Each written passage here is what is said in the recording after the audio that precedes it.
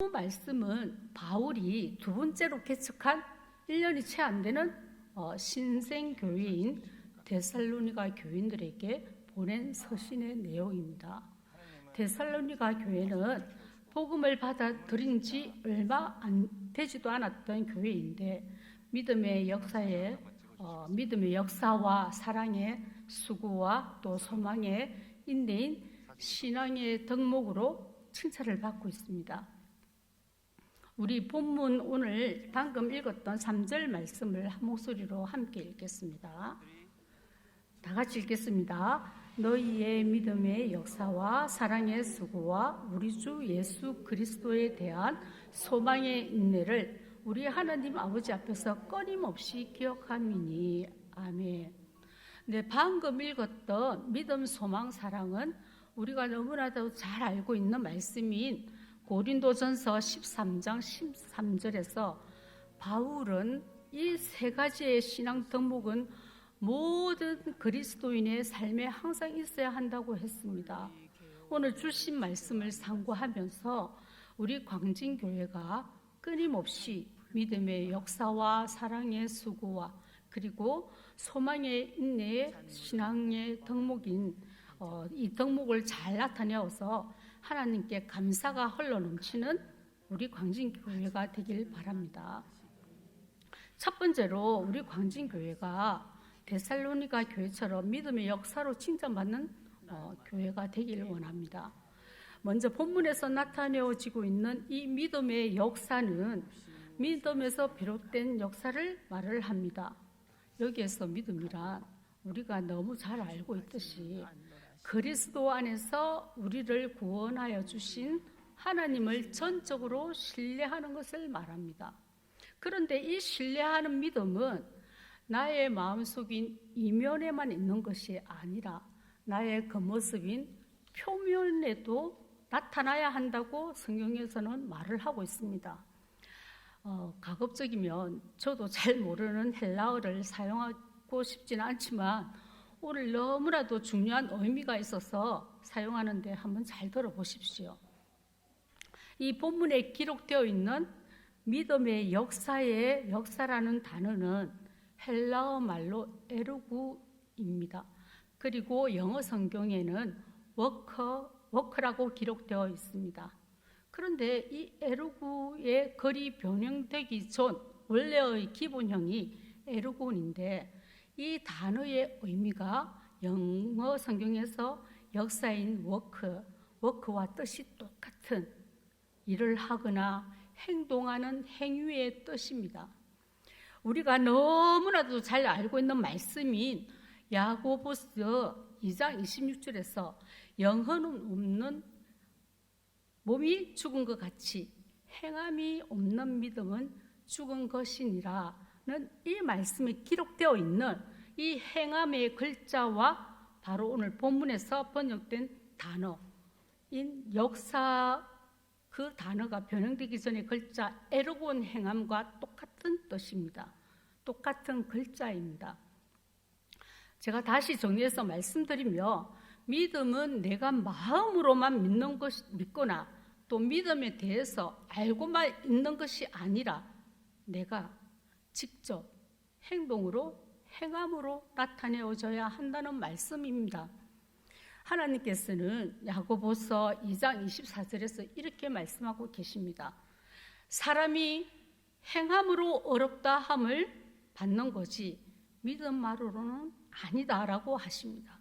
그뿐만 아니라 17절 말씀에서 행함이 없는 믿음은 그 자체가 죽었다고 하십니다. 그리고 행함이 없는 믿음은 죽은 것이다 라고 26절 말씀에서 한 번 더 저희들에게 경각심을 잃지 않도록 가르쳐주고 있습니다. 그런데 바로 이 데살로니가 교회가 그 많은 환난 가운데서도 흔들리지 않고 주 안에서 굳게 서서 행동하는 행함의 믿음의 역사가 있었다고 바울은 극찬을 하고 있습니다. 바울은 본문 9절에서 오늘 본문 9절에 데살로니가 교회를 향해서 구체적으로 칭찬을 해주고 있습니다. 우리 같이 구체적으로 해주는 그 칭찬을 한번 같이 읽어보겠습니다. 9절 말씀입니다. 자, 다 같이 읽겠습니다. 너희가 어떻게 우상을 버리고 하나님께 돌아와서 살아계시고 참되신 하나님을 섬기는지와 아멘. 내 말씀에 기록되어 있듯이 데살로니가 교인들은 살아계시고 참되신 하나님을 섬기고 믿음으로써 거짓되고 생명이 없는 우상들을 모두 내어버리는 행함의 믿음을 보여주었습니다. 당시 데살로니가 교인들에게는 유대교나 이교도들이 박해를 가했던 이유를 고고학적 증거에서 잘 말해주고 있습니다. 당시 데살로니가에는 많은 종교 제의가 활발하게 이루어지고 있었습니다. 그곳에는 유대교 해당과 함께 이시스, 오시리스, 세라피스 그리고 카피르스와 같은 신들을 섬기는 제사, 예식이 있었습니다. 그리스도인이 된 데살로니가 교인들이 이전에 섬겼던 바로 그 우상들입니다. 그런데 그때 우상들에게 들으셨던 이 종교 제의가 바로 국방의 의무였다라는 겁니다. 국방의 의무인데 안 하면 어떻게 되겠습니까? 그렇기 때문에 그 종교 제의인 국방의 의무를 안 하니까 그 종교를 추종하는 자들이 이전에 참가했던 이 데살로니가 교인들에게 와서 계속적으로 핍박을 하고 제의 첨가를 해야 된다라고 말을 하고 있는 겁니다. 그런데 하지만 데살로니가 교인들은 국방의 의무이지만 우상을 섬기는 종교 제의이기 때문에 참석을 안 하는 거죠. 안 하니까 화를 내고 적대적인 태도로 박해를 가했다는 겁니다. 그뿐만 아니라 당시 로마 세계에서는 가이사를 주로 고백하며 헌신하는 것인데 그러한 의미의 주님이라는 용어를 데살로니가 교인들이 사용하니까 반역죄로 의심을 받게 되는 겁니다. 아무튼 이렇다 보니 사회적으로는 강한 압력이 시작되고 이교도들에게는 어떠한 형태의 지지도 받을 수 없는 그런 상황입니다. 앞에서 말씀드렸듯이 바울은 오늘 본문 6절에서 데살로니가 교회가 겪는 그 환난의 정도를 표현하기를 많은 환난이라고 표현하고 있습니다. 바로 복음에 반대하는 유대인과 이교도들에게 당하는 여러 가지 환난은 정말 극심했다고 합니다. 이 6절 말씀에서 환난으로 번역된 이 단어는 덜립시서인데요. 이 단어의 뜻이 우리가 포도주를 만들 때에 포도를 털에 넣고 압박해서 어슷뜨리는 것을 의미하는 단어입니다. 그만큼 참기 힘들 만큼의 괴로움이 극심한 고통을 말을 하는 겁니다. 우리가 초대교회사를 이렇게 보게 되면 초대교회에 가해진 10대 황제들의 박해 중에서 사도시대 때에 네로 황제가 간 바울과 또 베드로가 십자가에 끌려 매달려서 순교했던 것만 보더라도 당시 그리스도인들에게 가했던 박해를 대략 짐작이 가실 겁니다.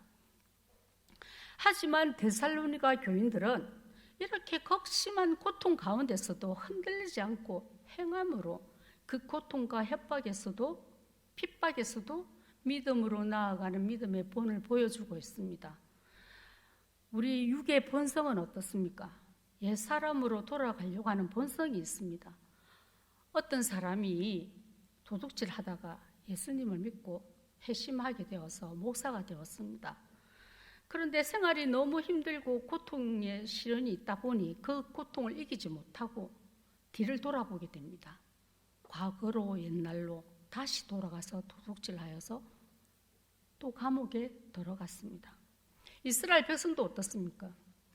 광야에서 굶주리고 배가 너무 고프니까 차라리 애굽에 노예로 있으면서 고기 가마 옆에서 있을 때와 떡을 배불리 먹을 때가 차라리 좋았다라고 모세를 원망하고 있습니다.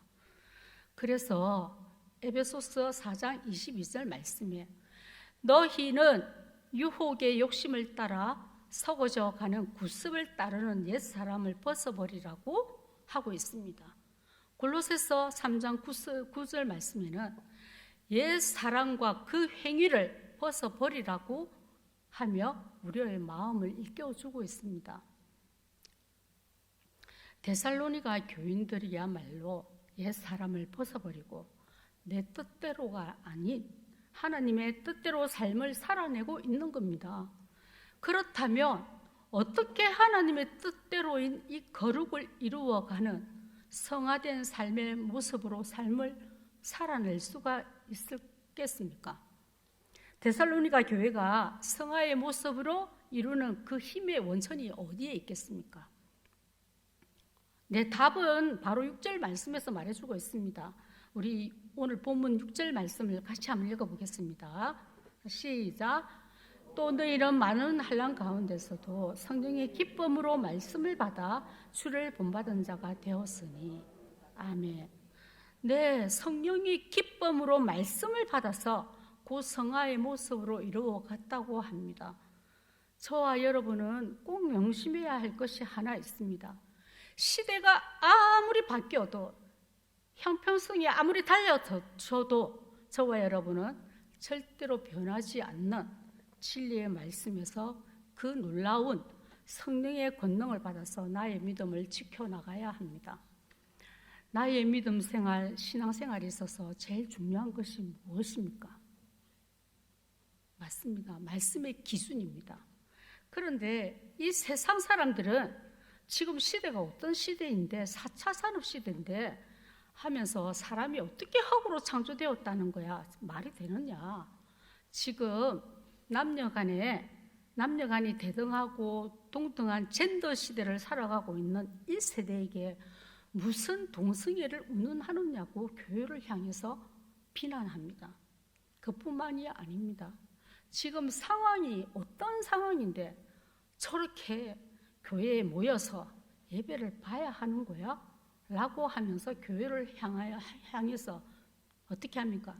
우는 사자와 같이 이빨을 드러내고 어르렁거립니다. 세상이 교회를 아무리 시대의 상황으로 이끌어가며 핍박하고 미워해도 우리는 절대 세상이 주는 그 세계관과 타협해서는 안 됩니다. 절대적으로 진리 가운데 거해야 합니다. 이것이야말로 바로 행하는 믿음입니다. 아무리 시대가 변해도 신앙생활을 하기 힘든 그 어떤 상황에 놓였다 할지라도 그냥 적당히 타협하면서 신앙생활을 하면 안 됩니다. 무슨 일이든지 기준점을 잊어버리면 어떻게 됩니까? 네, 이것도 아니고 저것도 아닌 젠더리스가 되는 겁니다. 내가 어디에서부터 나왔는지를 말씀을 통하여서 분명히 알고 그 기준점을 기억하고 잊지 말아야 하는 겁니다. 왜냐하면 절대 불변하며 변하지 않는 기준점은 바로 진리의 말씀이기 때문입니다.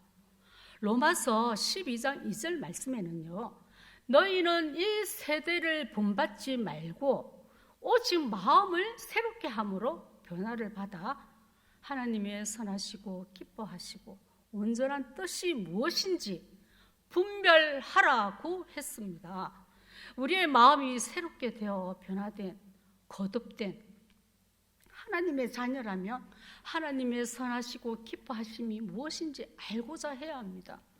이 말씀은 바로 내 뜻대로가 아닌 하나님의 뜻대로 살아야 한다는 말입니다. 우리가 신명기 12장 월성 말씀에서 이렇게 기록되어 있습니다. 여호와께서 택하신 그곳에서 예배를 드리라고 했습니다. 물론 하나님은 무소부재하신 분입니다. 그렇기 때문에 이 우주 만물 어디에도 계십니다. 우리가 삶에서 드리는 영적 예배를 다 받고 계십니다. 하지만 하나님께서는 말씀에서 내가 택한 그곳으로 가서 예배를 드리라고 했습니다. 그러므로 우리는 어떤 상황에 놓였을 때에 그 상황에서 우리가 할 수 있는, 우리가 최선으로 다할 수 있을 때까지 공적인 예배의 모임에 힘쓰는 교회가 되어야 합니다. 우리의 마음은, 영혼은 거듭나지 않으면 하나님 일을 생각하지 않고 자기 생각대로 합니다. 사도 바울인 사울도 베드로도 거듭나기 전에는 어떻게 했습니까? 자기들이 알고 있는 그 지식과 경험으로 자기들의 인생을 마음대로 생각대로 삶을 살았습니다. 자기의 방식으로 하나님을 섬겼던 겁니다. 하지만 사도인 바울도 베드로도 영적으로 거듭났어야 하나님의 뜻대로 살아내었던 겁니다. 우리는 끊임없이 자기 자신에게 질문을 던져야 합니다. 넌 지금 무엇을 생각하고 어떻게 살아가고 있는지 말입니다. 저는 저의 신앙의 표대를 바라보면서 방향성을 바로잡기 위해서 저의 교사 수첩에 적어놓은 말씀을 보면서 마음을 항상 다잡습니다. 고린도전서 9장 27절 말씀과 10장 12절 말씀입니다. 이 말씀은 저뿐만이 아니라 우리 교회가 모두 기억하고 있으면 좋겠습니다. 제가 한번 읽어보겠습니다. 고린도전서 9장 27절 말씀입니다. 내가 내 몸을 쳐 복종하게 함은 내가 남에게 전파한 후에 자신이 도리어 버림을 당할까 두려워함이로다. 예, 그리고 10장 12절 말씀에는 그렇기 때문에 선줄로 생각하는 자는 넘어질까 조심하라고 이렇게 기록이 되어 있습니다. 저는 이 말씀을 보면서 마음을 다잡습니다. 흐트러진 저의 신앙 모습을 신앙 이 표대인 말씀을 보면서 방향을 잡습니다. 우리가 흉내조차 낼 수 없는 그 바울의 신앙도 자신에게 이렇게 말씀으로 무장하면서 끊임없이 자기의 신앙을 체크하고 지키려고 하고 있는 겁니다. 예, 그렇습니다. 우리 교회가 선줄로 생각할 때에 넘어지지 않도록 늘 조심해야 합니다. 살아계시고 참되신 하나님 앞에서 순종된 모습으로 나아가는 교회가 되길 간절히 원합니다.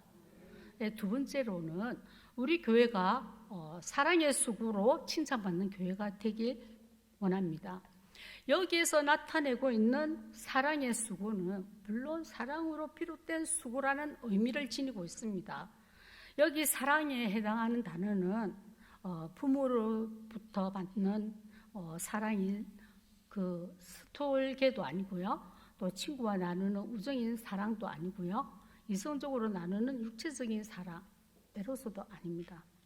바울이 여기서 말하고 있는 사랑은 하나님을 통해서 나타내는 정말로 사랑을 받을 자격이 없는 죄인을 향한 무조건적인 사랑인 아가페를 말을 하고 있습니다. 여러분, 사랑은 아무나 하나 하는 유행가도 있습니다. 부모나 친구나 이성 간의 사랑도 마음대로 잘 되지 않으니까 이런 유행가가 불러지지 않겠습니까? 그렇다면 더더욱이 사랑받을 자격이 없는, 도저히 저 사람을 사랑할 수 없는 조건이 단 하나라도 없는 그 사랑을 사랑해야 하는 아가페 사랑이 쉽겠습니까? 저만 어려운 게 아니고 다 어려운 줄 압니다. 그런데 이 어려운 사랑을 데살로니가 교회는 무조건적이고 희생적인 사랑을 참으로 쉽게 하고 있다는 겁니다. 말로만 하는 사랑이 아니고 행동을 하면서 모이기만 하면 교회 형제들의 영적으로나 육적으로나 또 물질적인 필요를 살펴주고 사랑을 베푸는 겁니다. 데살로니가전서 4장, 오늘 4장 9절 말씀입니다. 거기에 3반절 말씀에 보면 바울이 데살로니가 교회에게 형제의 사랑에 관해서는 너희에게 더 이상 쓸 것이 없다라고 서신서에 기록이 되어 있습니다. 이 말씀에 대해서 칼빈은 이렇게 말을 하고 있습니다. 사랑이 이 데살로니가 교인들의 마음에 아로새겨져 있었기 때문에 그것에 관해 바울은 더 이상 종이에 쓸 필요가 없다라고 말을 합니다. 그렇다면 도대체 데살로니가 교회는 어떻게 이렇게 무조건적이고 희생적인 사랑을 이 말로만 하는 것이 아니라 어떻게 행함으로써 쉽게 할 수가 있는 겁니까? 네, 그 답도 데살로니가전서 4장 9절 말씀이 기록이 되어 있습니다. 우리 이 말씀은 같이 한번 읽어보겠습니다. 4장 9절입니다. 331페이지입니다. 331페이지 데살로니가전서 4장 9절 말씀입니다. 다 같이 읽겠습니다.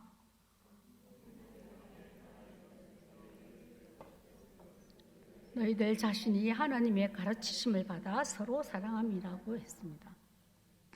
예, 하나님의 가르치심을 받아서 누구의 가르침을 받았다고 했습니까? 내 스스로 하는 것이 아니라 하나님의 가르치심을 받아서 그 사랑을 이루어 나갔다고 합니다. 이렇게 힘든 사랑을 쉽게 할 수 있는 이 힘의 원천이 바로 사도토를 통해서 말씀을 가르침을 받았고 또한 성령을 통해서 가르침을 받았던 겁니다. 우리는 끊임없이 마음속에 내주하고 계신 성령님께서 우리에게 끊임없이 가르치고 있습니다.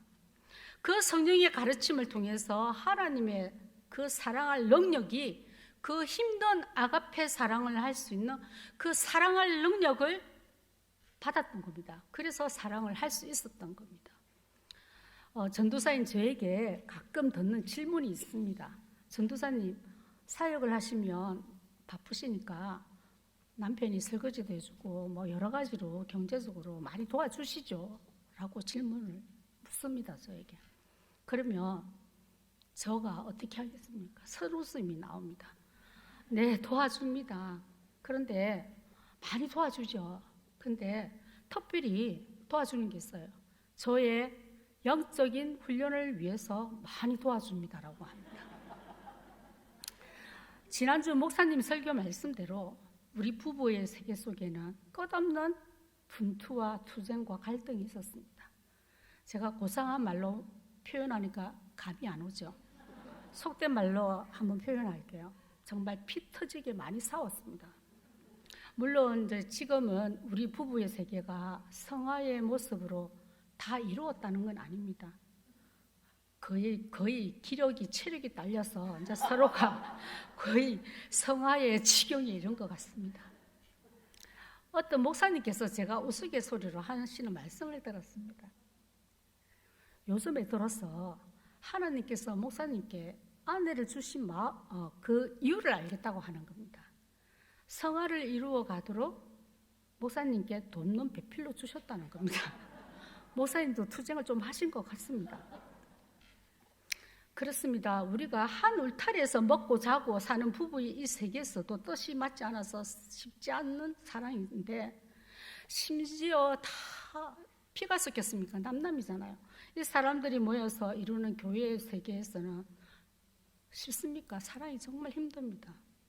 오늘 저도 이렇게 말을 하고 내려가면서도 뒤에서는 또 저도 남을 도마 위에 올려놓고 이야기할 때도 있습니다.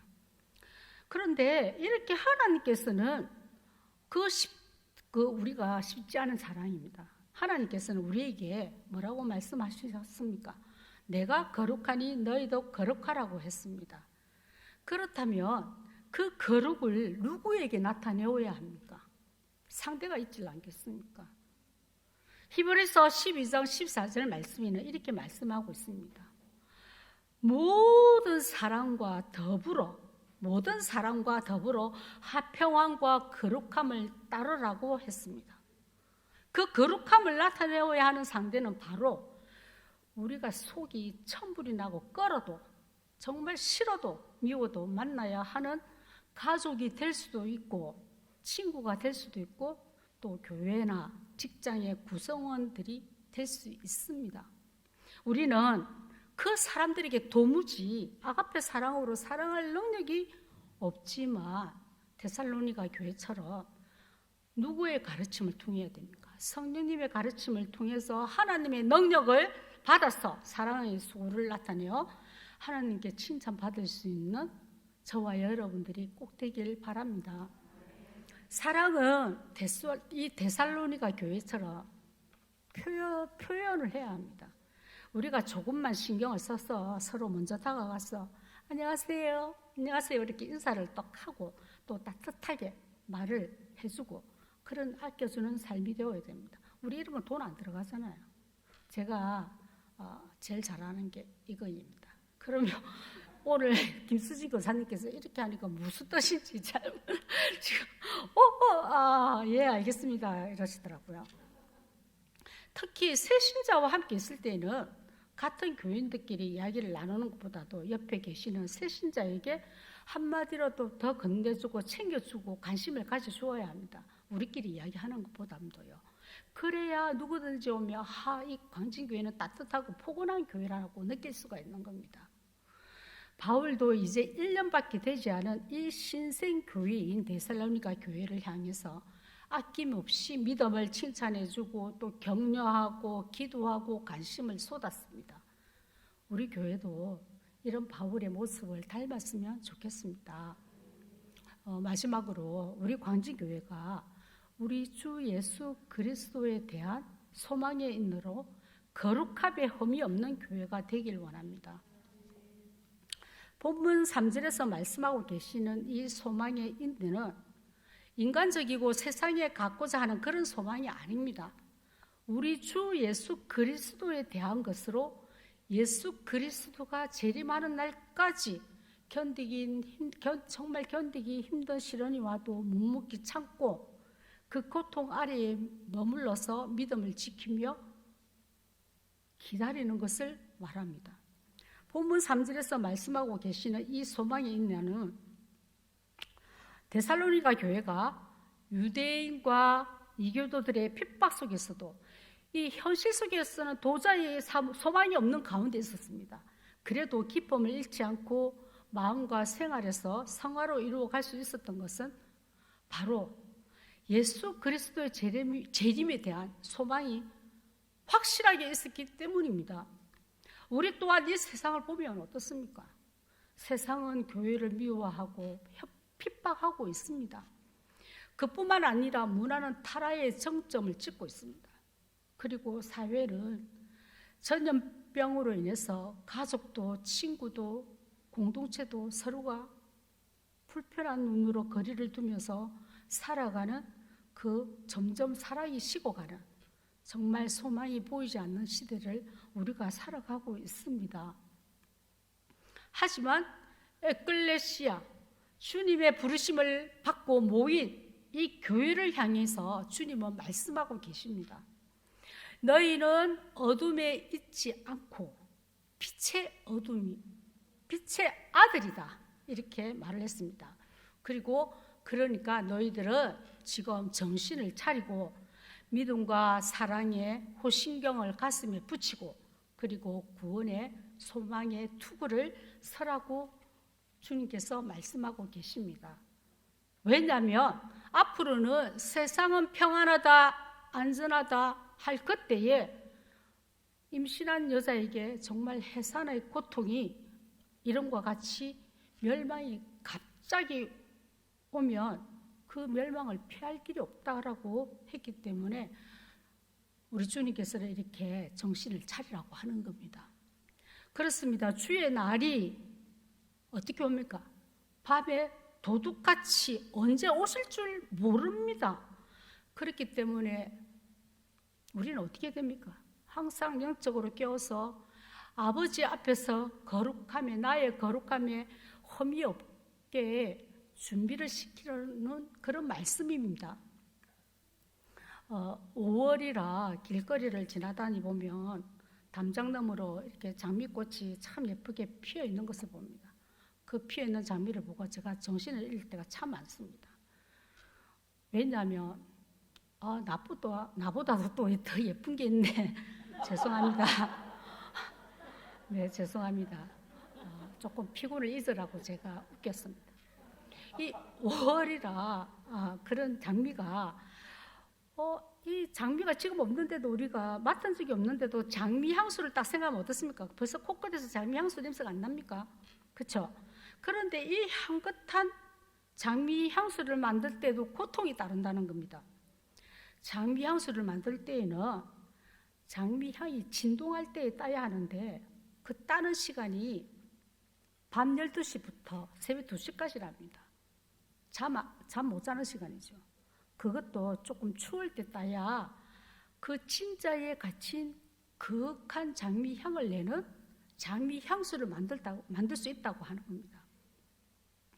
저와 여러분은 고통 가운데서 나를 이긴 진짜의 가치인 그리스도의 향기를 발하면서 향기를 나타내면서 주님의 재림을 기다릴 수 있기를 간절히 바랍니다. 네, 말씀을 맺겠습니다. 우리 찬양 336장을 부르고 기도하겠습니다.